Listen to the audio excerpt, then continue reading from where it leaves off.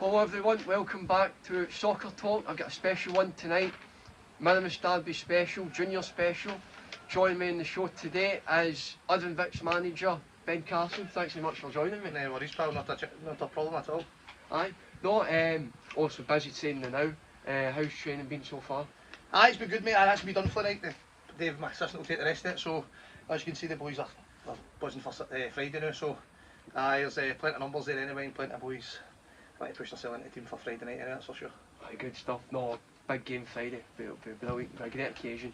But no, so this is your third season as Vic's manager. You were appointed January 25.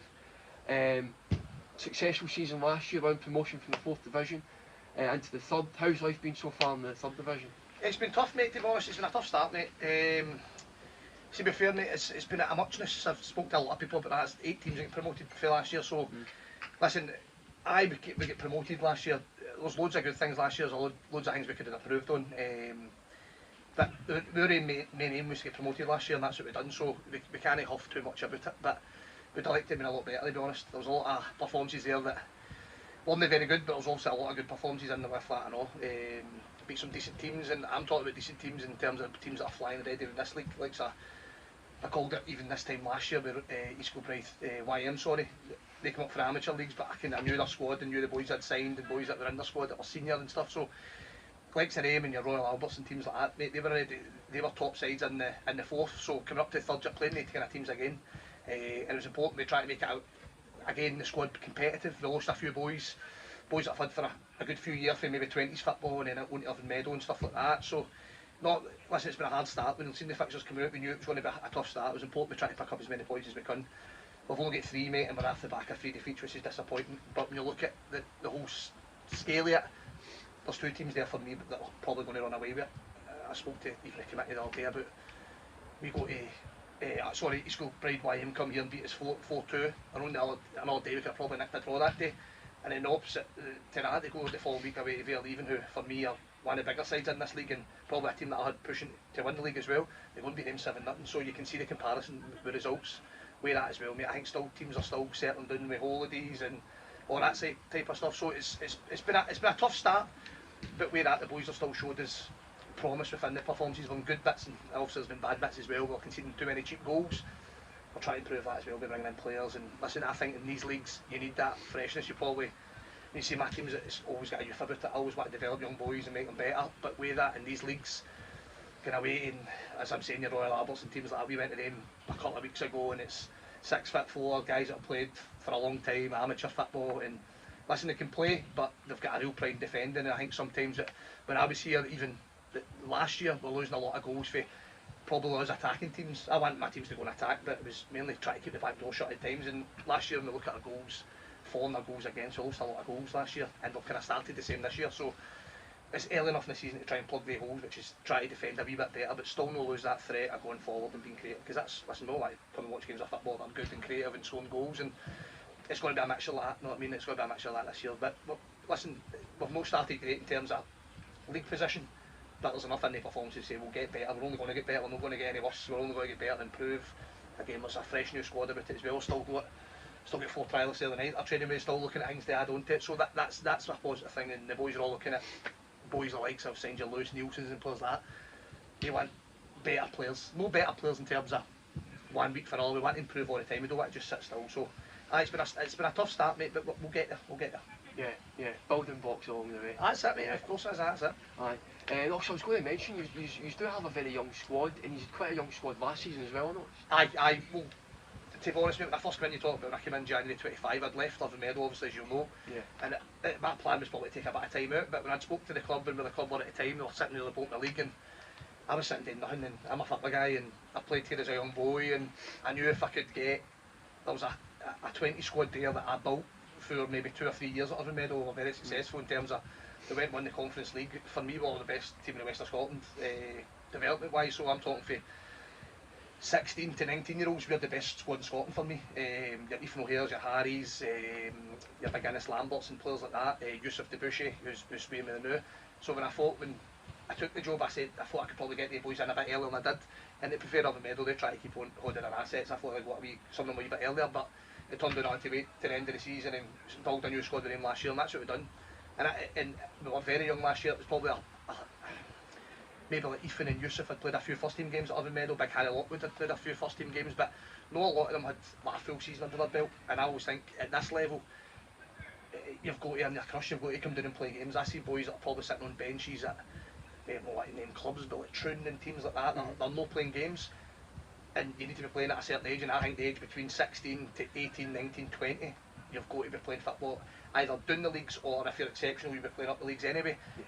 So it's important to me, young players. I love working with young players because you can develop them. Also, you need your senior guys in there in terms of your experience and help with the dressing room. The guys aren't going to get much better. They just lead your dressing room, but your young boys and the clubs. You look at boys that have left this year. Harry Lockwood, a season here, one of our young players got moved to the Buffs in the Lowland League. So we're doing something right. The boys will come in and develop and go again. And you're right, we've got another young squad here as well, who's probably built on.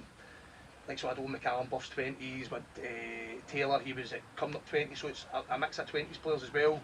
And it's down to me to try and coach that. So see when I'm talking about a Saturday when I go away for a game and we're frustrated with no one, I understand at times it's going to be frustrating. I know fans will come to the game and go, oh, we're too young, but it's down to me to coach that extra wee bit. And that's sometimes it's frustrating on me, but at the same time, that's what I love, coaching young players, and that's the way it is. So we've got a young squad, and probably my coaching journey will always be what the young players will like, developing them, and then they'll go and kick on up the leagues. So that's the main aim. But no, they're a good bunch, mate. They're a good bunch.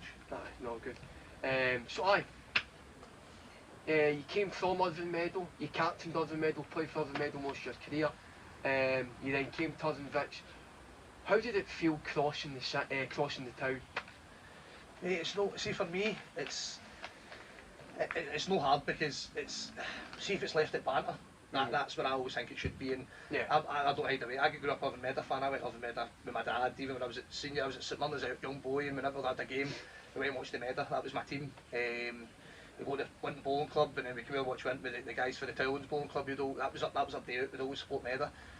But crossing the divide, mate, wasn't I played down here. I was at Auchinleck when I fell at senior football, and I was there a couple of seasons, and this is what I'm talking about in terms of with the young boys we've got here, and young boys that I try and bring here is, it didn't work out for me senior, and then I went to Auchinleck. It didn't really work out there for me either because, listen, it's still Tommy Sloan at Tucker, he's his own team, and at that time you're talking about Colin Spence, Stephen White, Arnie, you're talking about guys that have won 4, 5, 6 Scottish Cups, and I'm a young 19-year-old, 20-year-old trying to push in that team, and I was good enough. I just didn't have the attributes that you need for this level in terms of, I probably wasn't fit enough, football fit. I could go on the ball and enjoy the ball, but you're going away to Clyde Banks or no putting a 19-year-old boy once they own the ball. You've got to have that dirty side of the game, and I didn't have it, and it was frustrating that I would ask why I wasn't playing, and then the chance to have the Vix game, and listen, I didn't really know a lot about the Vix and the Meadow kind of rivalry. I also knew about the Miramis game, but when I came down to Vix, I played, I think that was 76 odd games I played down here, and it taught me all the basics. It taught me,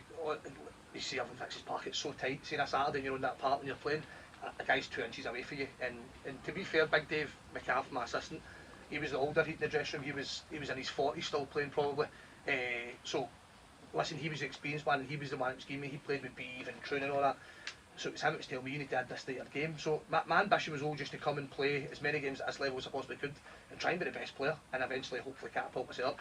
And I always wanted to go to Irvine Meadow. I always wanted to play for my dad's team. That was always my dream, to go and play for Meadow, and the Vix gave me the platform for that, because I kicked on for there and went to the Winton, and eventually I get a chance to go to Irvine Meadow. And listen, I captained the club for, I think it was maybe 5 or 6 years, and it wasn't successful in terms of trophies. When I first went to Irvine Meadow, they'd just been relegated down to the first division. Financially it wasn't great.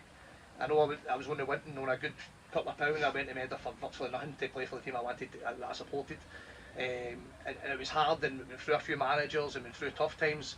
We came down here in the Minimus game and got beat after Meadow, after the Vix. I always remember 3-1, the rain was horrendous, Big Kevin Adams scored a penalty, and my dream was just try and get the club back to the Premier League. But with that, I've never lost when I'm talking about that game, and incidentally with that game, it was 3-1, and the manager at the time tried to take the players off the pitch. When the Vix, I think it was the first time I'd won the trophy, I think it was maybe 10 years.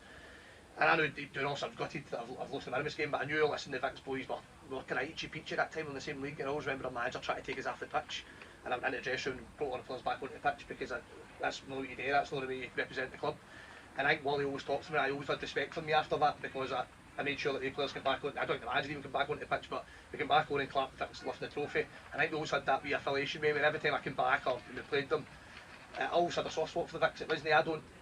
A lot of fans will say they hate each other. Don't. It's, if you stay in that end between you, both the men that side between you, the Vicks, and I love the rivalry. Never want the rivalry to die. That's what it's all about. And listen, there'll be the young teams will run about scrap with each other and all that. That's just part of it. But in the main, it's just banter. Like, at Friday night, for instance, I'll get dogs abuse for both sides. It doesn't really. I still get Vicks fans calling me an Ed B sometimes, and that's all part and parcel. But my main thing is I'd love the two clubs to do well, and I spoke about it today when I got in the paper. See if the two clubs could have that fan base every home game and maybe even half away.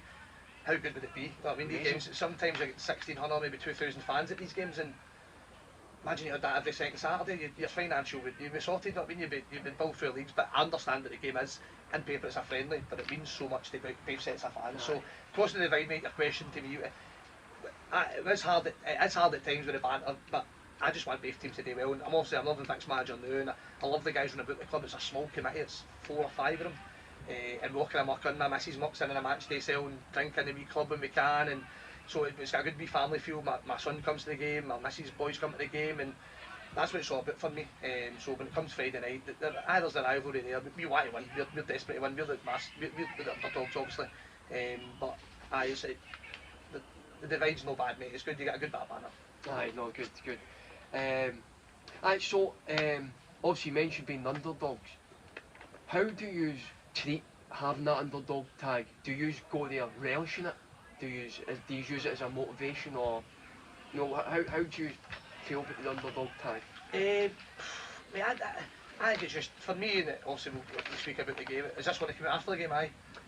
No, before the game. Before the game, right? We'll not go into too much on the game, but listen, you've got to relish being underdog. Like, I can use my experience on that, knowing that when you're playing for the Vicks, it's a free hit.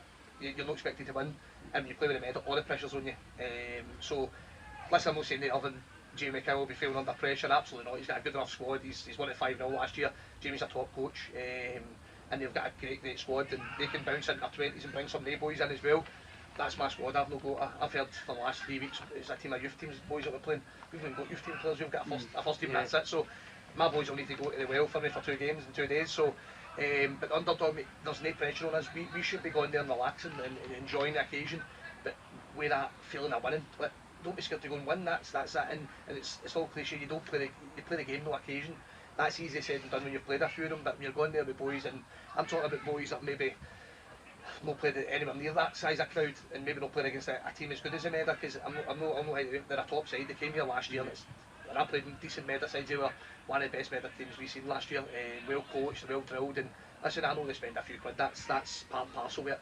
But you've just got to go there and relish it, mate, and go and enjoy it. And it's maybe just keep the boys relaxed. And obviously you need luck on the day as well. Listen, and we speak about it as well. And you probably know you want to ask me, but I've been the Meda manager, getting beaten a bit, so I know kind of how it feels. And that day, when I was the Meda manager going there, I did feel the pressure because we weren't in a good run, and people were worrying about performances, and they didn't start league well, so there was a lot of pressure going into that game that night. And to be honest, we didn't turn up. And I had Paul Payton up on my pitch, who's played for Northern Ireland, and he's played senior for all his days.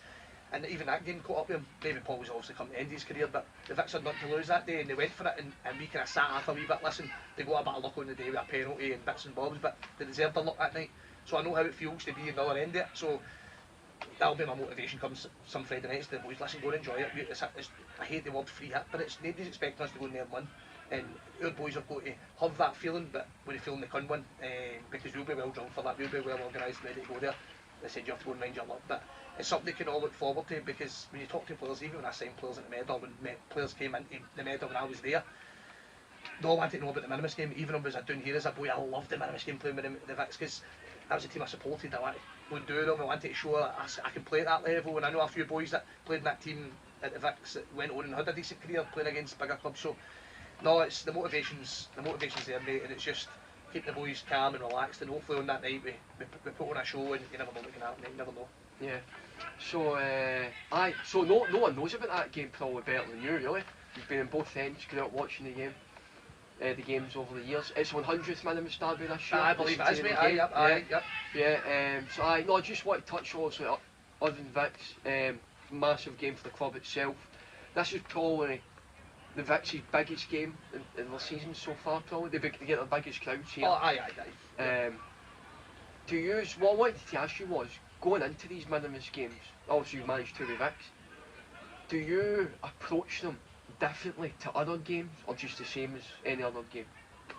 It's easy saying you do, it's just another game, that's another cliche as well, it's just another game, but no, you've got to change a wee bit. It's a Friday night to start with, it's a big crowd, it's mainly just trying to relax the place a wee bit, because you couldn't get, and I understand the boys would turn up, they're pumped up, and it's trying to keep everybody with feet on the ground, because it's a massive game. See, when I tell people about it, we've got a guy, me and Russell's got a guy for the work coming down, he's bringing about 6 or 7 guys to Port Glasgow that don't know anything about this game. A couple of them played with Port Glasgow and Greenock Juniors over the years, and they're coming down and they don't get it. Like, was it a cup? It's a cup. It's a cup for us, just between the two teams, and they don't get it. But it's you've got to approach it different, because it is the biggest game. I don't care what anybody says, it's the biggest game for both clubs. Both clubs financially look at it. Also, it's at Meadow Park this year, and Meadow get the money when it's here. Vix get the money. I believe it was split years ago. It's off and off. So it'll go to your budget when it's down here. It'll pay for a lot of stuff. It's massive when the games at Vix's Park, because it pays for your lets, it pays for this and that. We work hand to mouth down here. We've not got a lot, and what we've got, the club try and give me. And I'm speaking about loads. Listen, the budgets. I'd love a bigger budget. I can go and get bigger players and better players, but at the same time, so you've got a bigger budget. I felt that as well. Other than that, you go and make signings that you don't really, most of you want to make, but you end up making signings that just because that player's available, you go and get them. But see, at the Vix, you've got to box clever with that and go to make sure. So you're right in saying that, mate. It is the biggest game. It's the biggest game in both clubs. The two of them will look at it. Obviously, we'll treat it as if any other game. That's what the coaching staff. I mean, we'll do the same training. We'll not change much there. Also, we'll maybe have to change shape and things a wee bit as well within game and before the game to make sure that Med have got big threats. We know that. I'm preparing for Med's strongest side. It might not happen because obviously they've got a game the next day as well. But if we prepare for the Ewan Bairds playing and these type of players, and your Sean Garker's down the left hand side, if I prepare for the players playing, we should be fine. As we get in there in the unknown, because we're kind of like that now. Maybe even I know the boys don't know what way I'm going to take it. Because we've got 2 games in 2 days, so I'll need to manage your squad. I'll need to make sure we're going to be a Scottish Cup Peterhead the next day. So you approach it the same, but this year's different, mate. It's unique because we've both got a game the next day. We're bus leaves here at 6 o'clock in the morning on Saturday morning. So you've got to approach this one different in terms of numbers and make sure that even at that, we've got to make sure boys are getting games in this as well. Boys have signed here, they want to play in these games. So, but it's just important that we treat it the right way and get the respect it deserves. You said that rightly so, mate. 100 minimus. Yeah. It's history in it. A lot of folk maybe don't get to play it in their careers, and it's trying to stamp your mark on it. I'd love to win it as a manager of Vix. I didn't get to do it with the Meda. Low start one, so I'd love to do it down here. I've won them with the Meda. I've never got a chance to win them with the Vix, but I know what they're like, and it can set you up for the season as well. See, if you're in a bad run, like the new was, you go and win the minimus trophy, it gives you that shot in the arm to go again. And same with the Meda, they'll just continue. Listen, they've had a good start as well in the Premier. So it's we'll try and approach it like any other game, mate, but I'll be talking rubbish if it's like that, because I'll be hyped up, the players will be hyped up. It's a massive occasion for, listen, everybody's mom and dad will be there, their buds will be there, their pals will be there, so we'll listen, match day we'll approach it the right way, but obviously we're well aware of how big the game is. Yeah. No, I was going to ask, so obviously what do you make of Meda this season, and what do you make of the squad, and what qualities do they possess, and how big is the challenge going to be? Listen, the challenge will be big. I'll not hide away from it. Listen, I've played in minimus games with the Meda where the teams were no similar, we had that bit of quality, but they're reachy peachy at times. Also played with the Vix in games where we were up against one of the most successful sides in junior football. The other Medal with Chris Strain was winning league after league after league. West never won the Scottish, that was the hiccup. But I remember coming here, it was a soaking wet night, Minimus Friday, and we were up 4-1 at half time. With the Vix, and I'm talking about there, your Chris Strains in the middle of the pitch, Gareth Turners, Xander Ryans, other top hitters. Brian McGinty was probably playing, Mark McLaren was at right back, I know that. That was their biggest side. They put out that night, we were 4-1 up at half time, and I always remember going in at half time and we just burst out laughing. And I was like, surely we can't throw this away, and we did. We could beat 6-4. We went out, the wind changed, it just howling, and I think they scored a kind of freak goal, and then they scored a freak goal for a corner. So we nearly had them that night. So they possess threats. I know the Meda team, they're well coached. Jamie Kim's a good coach, and for me, Jamie Kim will go through the levels. He's been coaching for years. He's maybe not had the career in terms of football, he's had a career in coaching and he's done really well with it, done really well at Johnson Borough. He took Johnson Borough for the lower leagues up to the top league, and probably should have went again with him, and obviously it didn't work out there for him.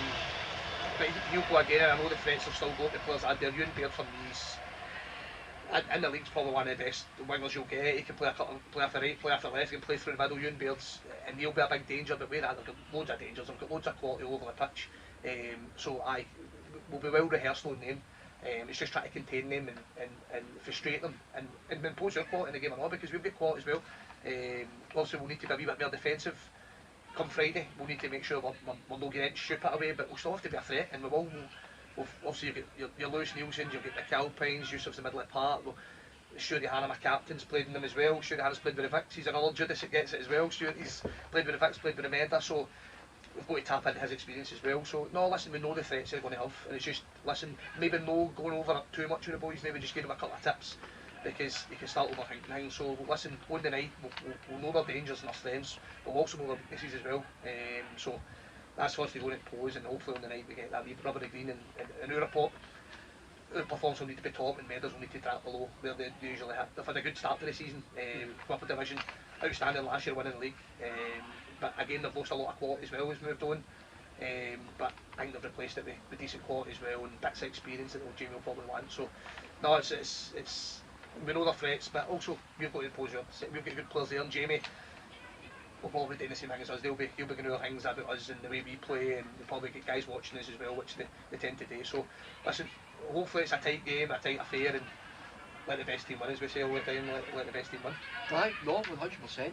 It will be feisty. The ones I grew up going to these games with my pals as well from Irvine, and they always were really feisty games. There always was tackles, there always was sending off. But this is probably the one derby game where you feel there's guaranteed goals.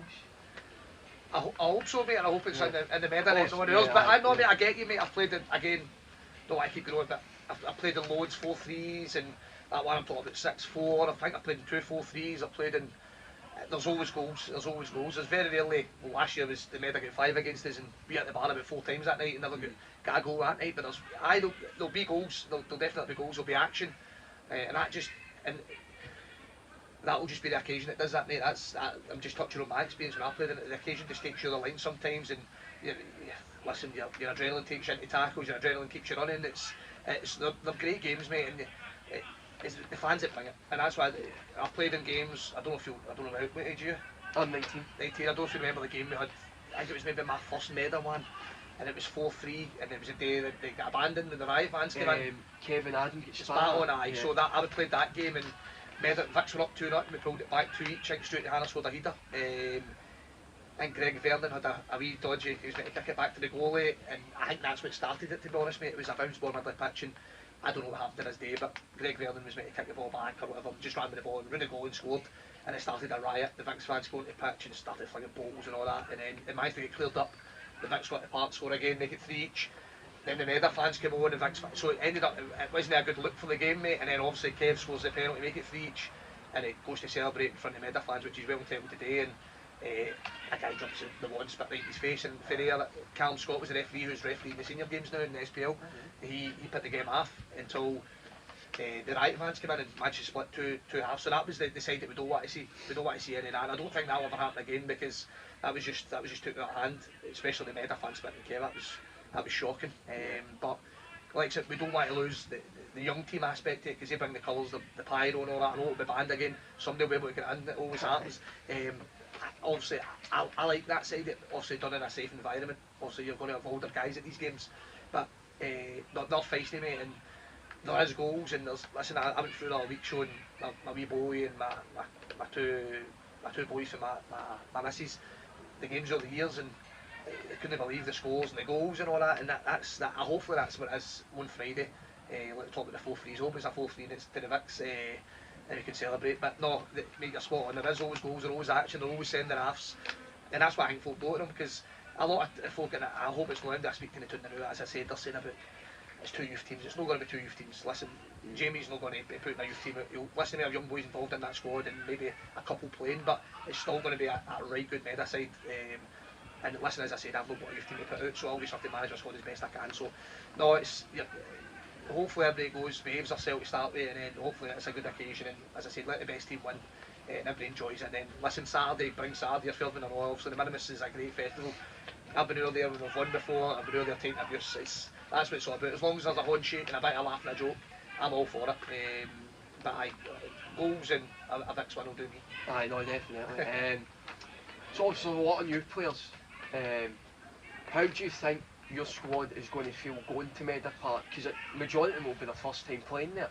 How do you think they're going to deal with the occasion, being away from home, playing a bigger pitch, against better opposition, bigger crowd, where the fans are probably going to be on top of them a wee bit? How do you think they're going to feel going into it? I hope I can, mate, and that's the most important thing. It's getting the character of the game right and the feel for the game right, because as we say, there's going to be goals, there's going to be action.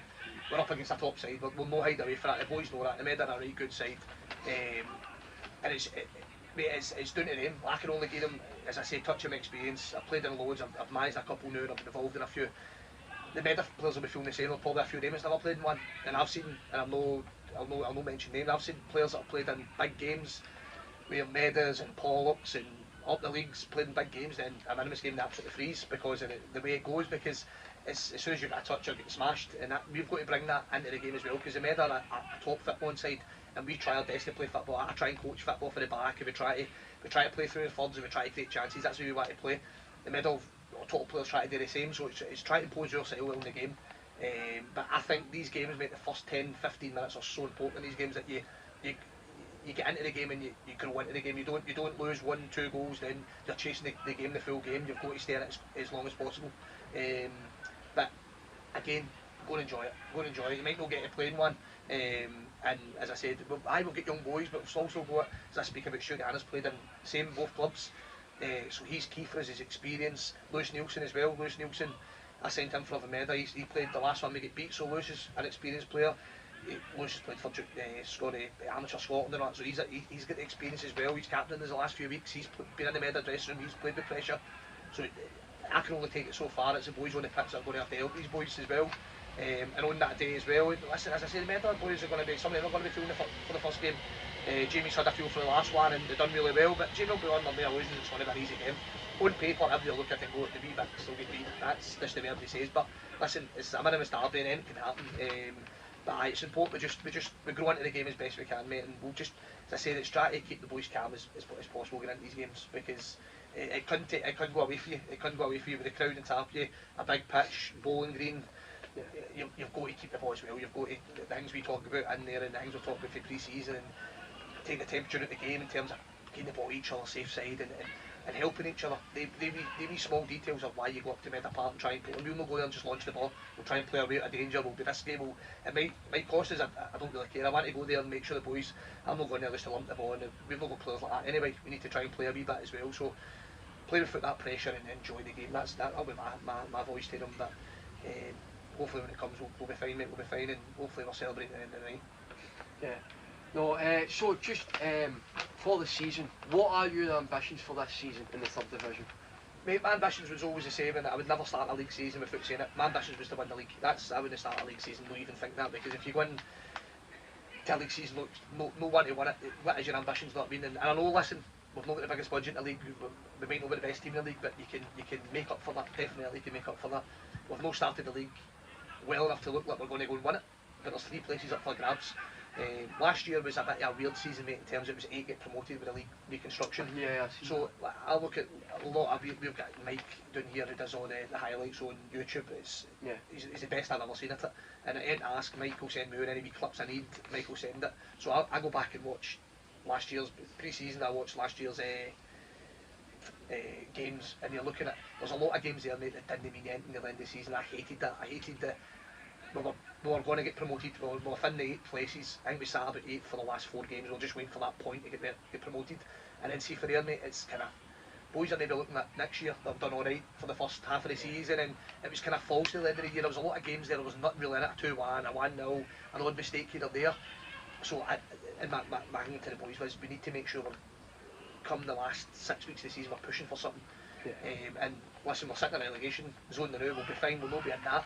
but at the same time we're 3 places up for grabs. There's no reason why we can't go a run. As I said, we've maybe been caught short this year. We did lose a few boys to other clubs, and we were rebuilding even up to pre-season. I remember the first day of pre-season, it was a Saturday, and to be fair, it was Scotland, I think it was Scotland Morocco on the Friday night, and I actually cancelled the first day of pre-season just in the feel that I didn't want it coming back, no clean lit boys maybe going for a couple of beers, and listen, it's Scotland in the World Cup, before it would be better than that as well, right enough, but we come back to Monday and listen, there was maybe 8-9 players signed, but there was loads of trialists, and you're still thinking about what shape you're going to go, the way you're going to play, all this kind of stuff, so I want to make sure that we finish this wee quarter of the games right. Also, we're going to get 2 cup games and then we'll get Carluke at home. My main aim and ambition is a league, it's a bread and butter, so we make sure we get cut. Listen, obviously I take one game at a time, but I'm ready doing stuff with Carluke because we need to win a week Saturday here at Carluke in the league, and then we can start looking up. I know there's a lot of clumps of teams up together. There's a lot of good teams in this league, but there's a lot of teams similar to us that we need to make sure we're picking points up. We need to start turning this place into a place people hate coming. That's one thing. When I played down here, it was, as I say, Big Dave McCaff and we had big budget centre half. Teams hated coming here. And I think last year, I know we were young, but I think it was too easy for teams coming here. I think we lost too many goals and we didn't defend well enough, didn't do the nasty side well enough. So I've started bringing in players that can do that, and also still have that flowing football we want. So my ambition, mate, is still to win the league. Listen, folk like I'm daft, I don't care, but the top 3 places would be ideal for us. I speak to fans a lot and boys in the town that just say, just rebuild this year and a nice mid-table finish will do us and all that. I get it football wise, but no, we want to be better than that. We want to try and push. As I say, we're not the biggest club in the world, the Vicks, and I'm loving my time down here. People are so positive, and it's been hard for me, mate, in terms of results, because when you lose, I'm the worst loser in the world, and it hurts me at times, and since I've been here we've lost loads of games, and it hurts me, but like your Shaw and David and Wally, they're still positive when you get beat. You know, sing about next week, and then you go and get a couple of victories, and the boys are going, right, yes, good, we've got a good wee side going now, and I want to be that guy that really drags the Vicks road. I want to push them into the next division and then go again, and I'm ambitious as a manager. I don't know how far I can take it, but I know this year we're going to get a good go. If things aren't working, mate, we'll change things, we'll freshen things up, we'll maybe bring a player in or two, we'll make sure that we'll have young boys sitting there no playing either, we'll put them out to get them games as well, but our ambition, mate, my bread and butter's try and get promoted. It'll be a hard ask, as I said, there's good teams in the league, but that's got to be an ambition, because you've got to come into your work on a Monday and a Wednesday, or on Tuesday, Thursday just shortly, and you've got to have something on a Saturday. You can't go to Saturday, we've just got that and we'll maybe finish 8th. No, that's... Correct, mate, correct, and that's football, and I've been in dressing rooms and that's been the ambition, and I'm not on it long. I want to go and try and push on and get promotion and work leagues and push teams on, and that's what I want to do here. But we're in a good wee place. I think, mate, when I look at it from when we first come in, we've made it a bit better. We went through a lot of players in terms of young players, and it's been harder. I spoke to the club at pre-season, mate, when, listen, I lost, like a big Yusuf Debussy, got a good move to Ashfield up the leagues, and I was gutted because he's my boy. I've had him since 16, I've had Ethan here since I've been 16, Kieran McCullough, these types of boys, but there's only a ceiling. These boys, they want to go and kick on their careers, they want to play up a few more leagues, they get a load more money than I think they can get here. So sometimes that, listen, it can be a bit of their car, it can be their weekend. So it hurt me at the end of last year and the start of this year when I was losing boys. But I wasn't losing boys because they didn't want to be here. They were only going to push on to better things. Nobody went down leagues and went and played. They were